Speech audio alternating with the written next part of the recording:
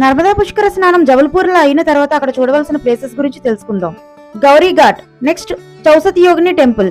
బేదా ఘాట్, ఇది famous tourist spot. Tilwara Ghat, Gandhiji ఎప్పుడు జబల్పూర్ వచ్చినా ఇక్కడే స్టే చేసేవారు. దేశంలోని అందమైన జలపాతాల్లో ఒకటైన దువందర్ వాటర్ ఫాల్స్. కిసాన్ హరిక మదియా, ఇది జైన్ మందిర్. రాణి దుర్గావతి తన సేవలను జబల్పూర్ కు అందించినందుకు ఆమె గుర్తుగా ఈ మ్యూజియం ని నిర్మించారు. Next Madan Mahal fort. హనుమంతుల వారు ఈ ప్రాంతంలో అడుగుపెట్టినప్పుడు ఇక్కడ ఒక సరస్సు ఏర్పడింది అని పురాణాలు చెబుతున్నాయి. అప్పటి నుండి ఈ సరస్సును హనుమంతాల్ లేక్ గా పిలుస్తున్నారు. ఇక్కడ జైన్ మందిర్ కూడా ఉంది.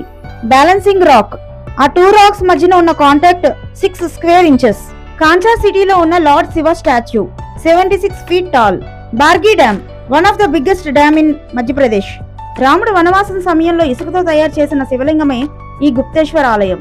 జబల్పూర్ నుండి 162 కిలోమీటర్స్ డిస్టెన్స్ లో ఉన్న శారదాదేవి ఆలయం భారతదేశంలోనే అతిపెద్ద దేవాలయం. Full video link in description.